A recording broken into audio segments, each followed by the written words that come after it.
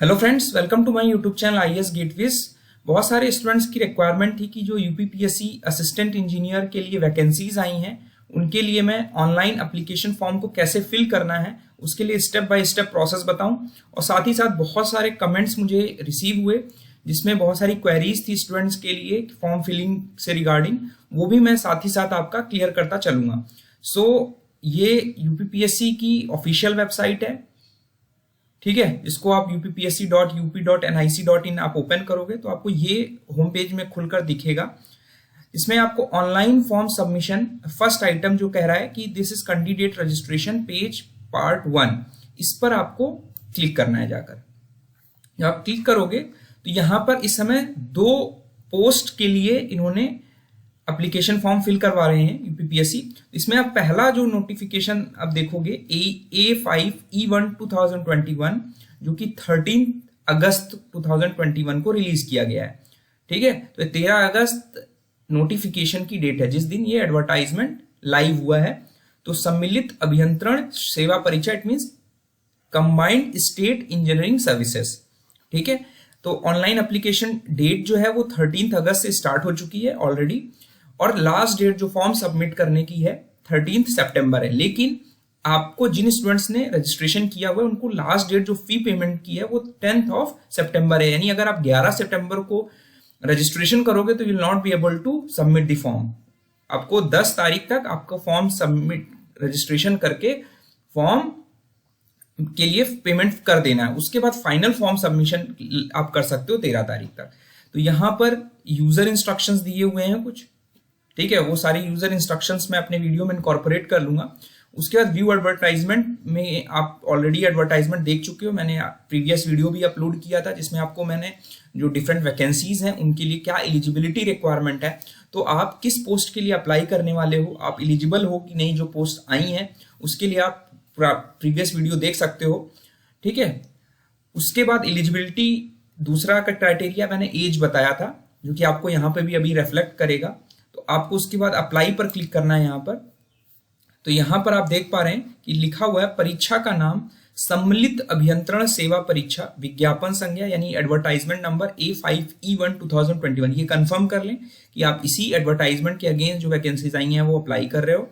फिर विज्ञापन प्रारंभ तिथि दैट इज 13 अगस्त से आपका स्टार्ट हो गया है। अब यहां पर देखिए एक नोट पड़ा हुआ है that is very very important.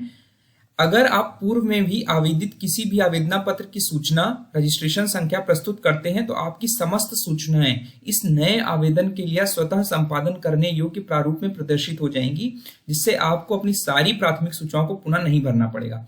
इसका मतलब ये हुआ कि जब आप रजिस्ट्रेशन करोगे तो आपसे पूछा जाएगा क्या आपने यूपीपीएससी के लिए कभी और प्रीवियस ईयर्स में फॉर्म किसी भी पोस्ट के लिए अप्लाई किया है या नहीं। तो अगर आप यस कर दोगे तो वो ऑटोमेटिकली जो आपका डाटा होगा वो यहाँ पर सिंक करके रिफ्लेक्ट करने लगेगा। जो बेसिक डाटा है, नेम है, फादर्स नेम है, डेट ऑफ बर्थ है, तो बेसिक डिटेल्स आपकी आ जाएंगी और आपको दोबारा फिल करने की जरूरत नहीं पड़ेगी। Just you have to confirm कि वो सही है या नहीं है। उसके बाद यहां पर बोला जा रहा है आयु गणना की निश्चायक तिथि 1 जुलाई 2020। इसका मतलब आपको जो 21 ईयर्स की एज, मिनिमम एज देखनी है कि आपकी एज 21 ईयर्स हो जाना चाहिए, वो आपको 1 जुलाई 2021 तक देखनी है। यानी अगर 1 जुलाई तक आप 21 साल के नहीं हो रहे हो तो then you are not eligible for this post. It is clear. अगर एक भी दिन आप कम हो रहे हो तो यू आर नॉट एलिजिबल।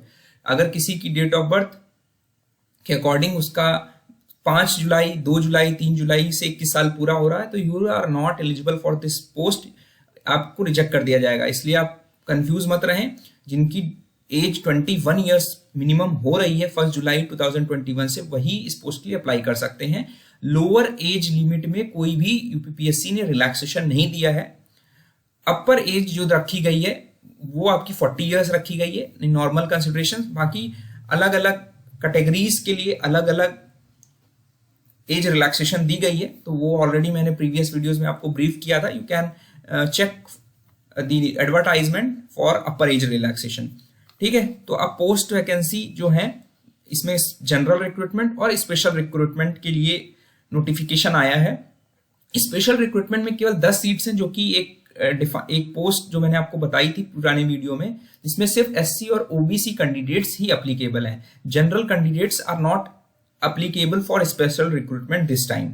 ठीक है, ध्यान रखना है कि जो जनरल कैंडिडेट्स हैं, जनरल कैंडिडेट्स में दो कैंडिडेट्स हो गए, जो यूपी के डोमिसाइल हैं या आउटसाइड यूपी, किसी भी स्टेट के लोग इस फॉर्म को भर सकते हैं। ये एक चीज इंपॉर्टेंट है, कोई ऐसा रिस्ट्रिक्शन यूपीपीएससी ने नहीं लगाया है। बस कंडीशन ये है कि उन्हें as a general candidate treat किया जाएगा, उन्हें कोई भी रिजर्वेशन का बेनिफिट नहीं मिलेगा, भले ही वो किसी भी कैटेगरी कास्ट कैटेगरी के हों। ठीक है, यहां पर आप नेचर देख रहे हो, नेचर में अगर आप क्लिक करोगे तो you will get this page, जिसमें बेसिकली पे स्केल दिया हुआ है 15,600 से 39,100, एज लिमिट दी हुई है, और डिफरेंट कैटेगरीज के लिए जो फी है, जो फी आपको पेमेंट करनी है रजिस्ट्रेशन के लिए, जनरल के लिए 225 है, एससी के लिए 105 है, एसटी के लिए 105 है, ओबीसी के लिए 225 है, एक्स आर्मी के लिए 105 है, पीएच फिजिकली हैंडीकैप्ड दिव्यांगजन के लिए 25 रुपीज है। तो ये यहाँ पर डिटेल जो है उस पर क्लिक करोगे नेचर पे तो आपको ये डिटेल्स मिलेगी। ठीक है, नंबर ऑफ पोस्ट 281 दिखा रहा है, 271 plus 10 special post, total post यहाँ पर रिफ्लेक्ट कर रहा है। क्वालिफिकेशन पे मैंने ऑलरेडी सेपरेट वीडियो बनाया हुआ है, वो आप देख सकते हैं कि आप किस पोस्ट के लिए एलिजिबल हैं। अब यहाँ पर एक ऑप्शन दे रहा है रजिस्ट्रेशन, आप इस पे रजिस्ट्रेशन पे क्लिक करेंगे तो यहाँ आपसे पूछा जा रहा है कि आपने प्रीवियसली कभी भी इस वेबसाइट पर कोई भी फॉर्म फिल किया है या नहीं।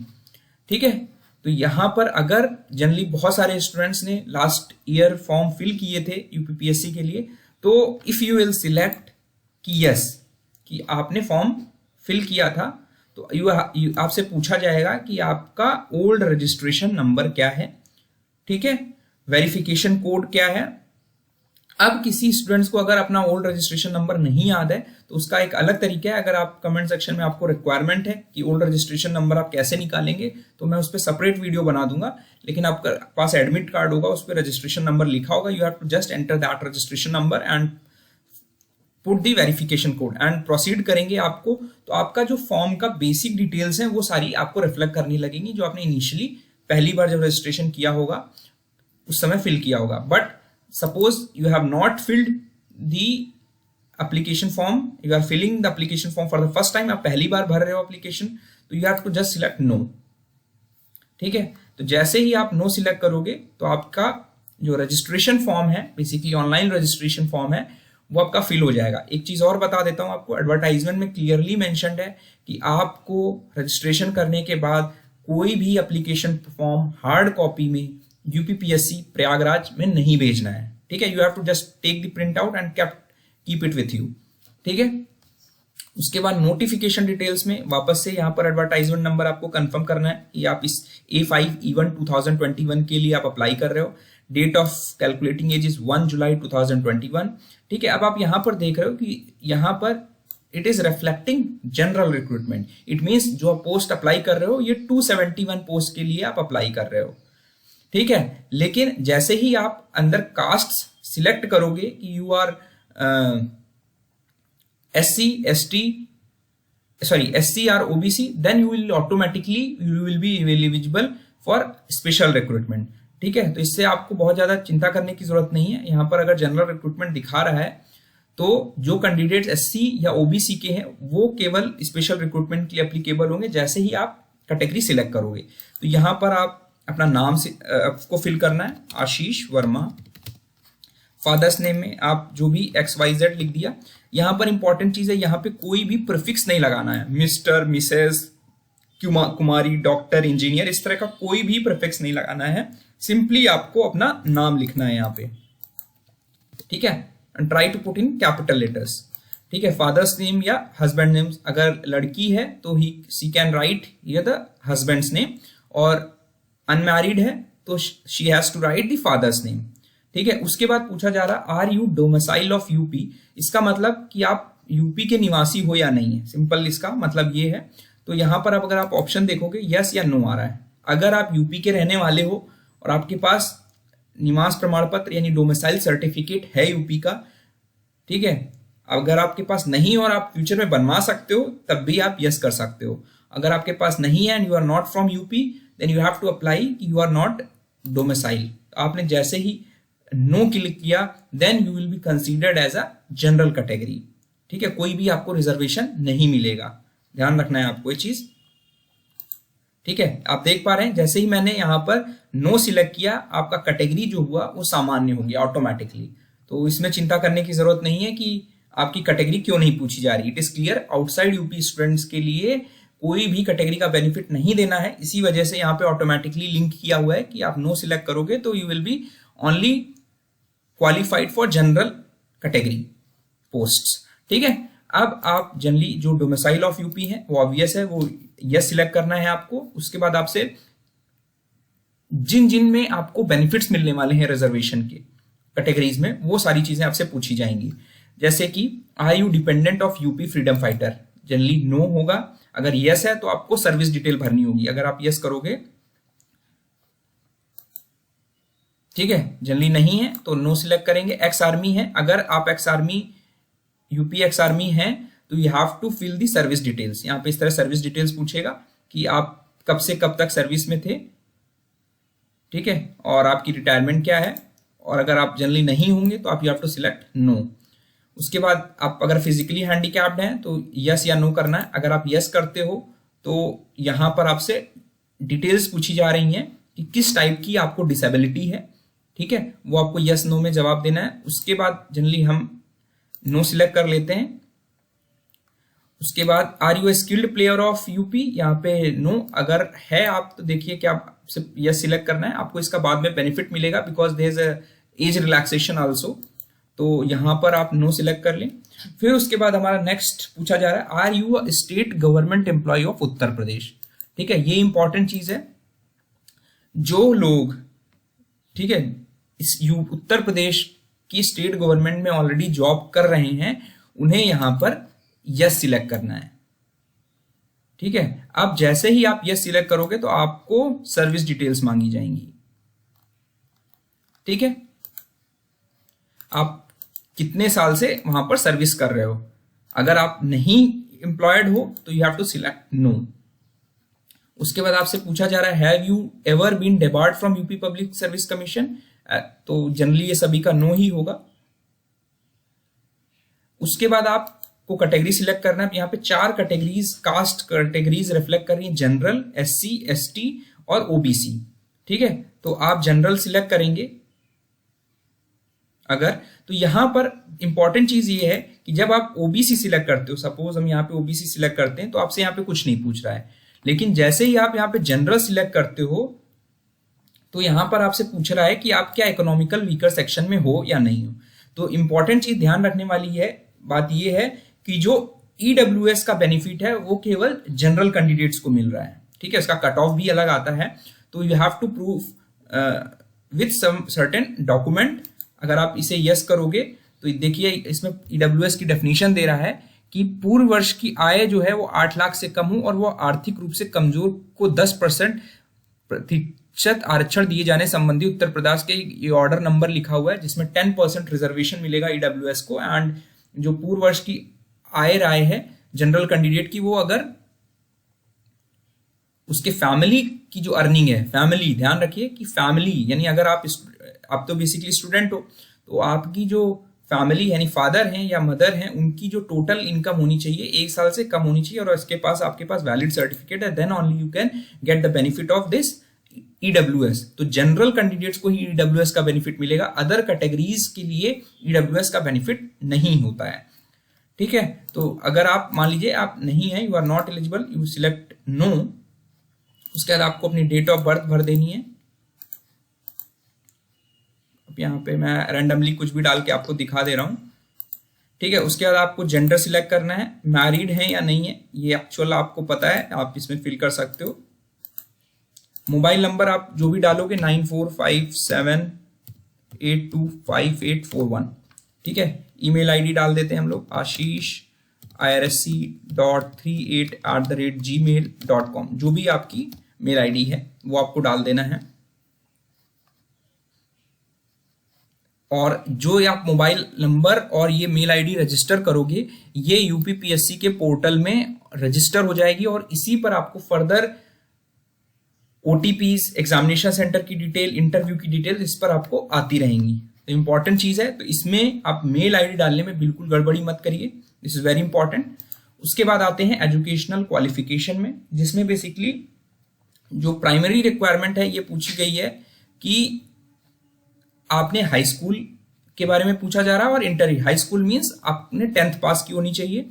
तो हाई स्कूल में आपने कोई भी बोर्ड सिलेक्ट कर लिया, suppose Uttar Pradesh UP board से जिन्होंने बीटेक किया है, 10th पास की है, वो सिलेक्ट करेंगे UP board. Year of passing आपने सिलेक्ट कर लिया, मान लीजिए 2008, और वहां पे हाई स्कूल रोल नंबर आपके मार्कशीट पे लिखा होगा, वो आप देख के डाल दोगे।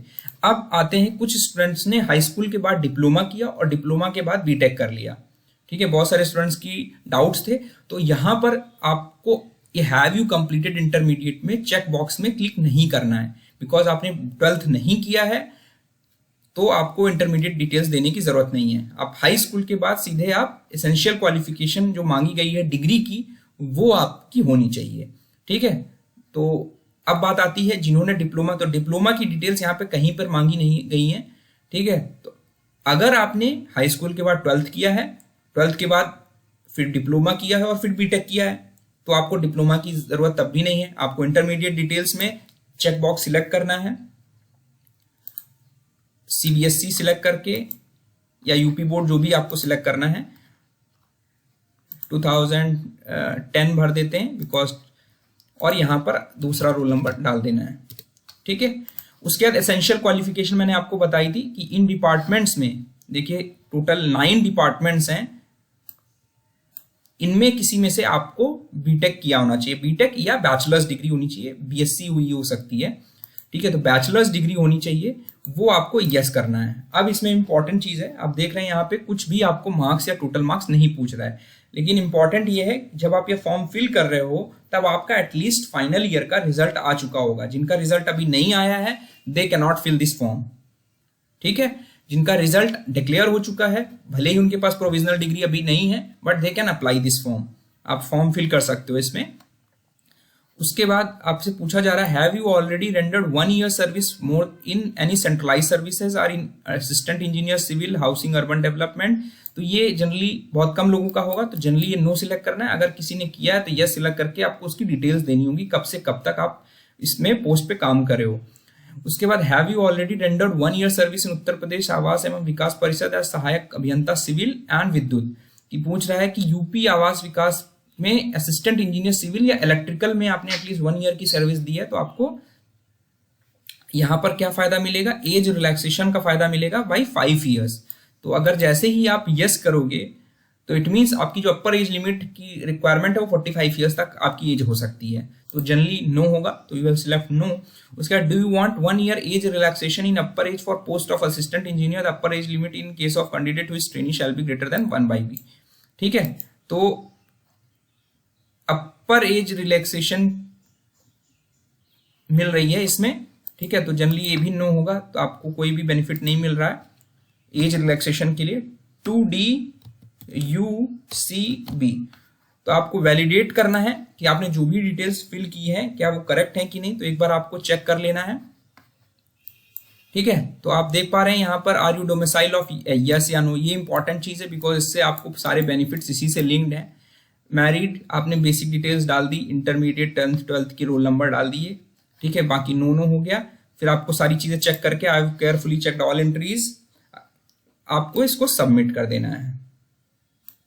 सबमिट करने के बाद आपको यहां बोलेगा कि you have been registered successfully, ठीक है। तो अब आपका रजिस्ट्रेशन नंबर आप देख पाएंगे कि यहां पर ये रजिस्ट्रेशन नंबर फिल कर दिया, आपको अलॉट कर गया, ये रजिस्ट्रेशन नंबर आप सेव कर लें, ठीक है। अब उसके बाद आप देख पा रहे हैं कि यहाँ पे क्लिक हियर टू पे द रिक्वायर्ड फीस, बिकॉज मैंने यहाँ पर जनरल रिक्रूटमेंट सिलेक्ट किया था, जनरल कैंडिडेट, तो यहाँ पर 225 रुपीज का आपको पेमेंट करना होगा। इसके लिए मैं आपको एक दूसरा PDF दिखा देता हूँ प्रीवियस ईयर का, जिसमें पेमेंट करने का तरीका दिया हुआ। ये इस स्टेज पे हम लोग पहुंच गए हैं, तो यहाँ पर आपने क्लिक हियर टू पे पेमेंट किया। फिर उसके बाद इसमें पूछा जा रहा है Please view your personal details carefully, especially domicile, caste certificate. If any change in these above fields, then kindly modify only once before to deposition of application fees. इसका मतलब जब आप फॉर्म पेमेंट पे क्लिक करोगे तो उसमें आपको ये अटेंशन आएगा कि एक बार ये चेक कर लो, क्योंकि अभी भी आप मॉडिफाई कर सकते हो ये सारी पर्सनल डिटेल्स। अगर आपने यस कर दिया तो आपको मॉडिफाई करना होगा, अगर नो कर दिया तो डिटेल्स विल बी कंफर्म और आपके पास इस तरह का पेज खुल के आ जाएगा। ठीक है, अपडेट करने के लिए अगर आपको अपडेट करना है तो वापस से आएगा। इसमें अगर कोई चीज अपडेट करनी है तो you have to update after click here to update. Update करने के बाद आप अपडेट कर लोगे और उसके बाद क्लिक हियर टू पे का ऑप्शन आएगा। पेमेंट पे क्लिक करोगे, फिर आप उसका candidate registration number, date of birth और वेरिफिकेशन कोड एंटर करके click here to proceed for payment में जाना है। ठीक है, तो ये पेमेंट हो जाएगा आपका इस तरह। इसमें बहुत सारे ऑप्शन आ रहे हैं, नेट बैंकिंग, डेबिट कार्ड का पेमेंट करके आप कर सकते हो। उसके बाद आते हैं सबमिट डिटेल्ड एप्लीकेशन फॉर्म। जब आपका पेमेंट ट्रांजैक्शन आईडी जनरेट हो जाएगी, हो सकता है सिंक ना हो तो 24 घंटे के बाद जनरली पेमेंट सिंक हो जाता है आपके रजिस्ट्रेशन से। तो कैंडिडेट रजिस्ट्रेशन नंबर जैसा मैंने अभी आपको दिखाया, this was the candidate registration number, ये आपने नोट डाउन कर लिया। और उसके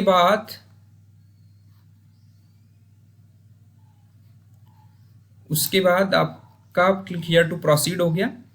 ठीक है, आपको डिटेल्ड एप्लीकेशन फॉर्म सबमिट करना है। ये ट्रांजैक्शन आईडी आपको मिल जाएगी जब आप पेमेंट करोगे, उसकी रिसिप्ट से ट्रांजैक्शन डेट और ट्रांजैक्शन आईडी आपको फिल करके यहाँ सबमिट करनी है। सबमिट करने के बाद आपके पास अपलोड फोटोग्राफ एंड सिग्नेचर का ऑप्शन आएगा। ठीक है, यहाँ पर आपकी देखिए पेमेंट डिटेल्स रिफ्लेक्ट हो रही है, आपने किस डेट को किस ट्रांजैक्शन आईडी से कहाँ से पेमेंट किया है। उसके बाद आपको स्कैन्ड फाइल अपलोड करनी है अपनी फोटोग्राफ की।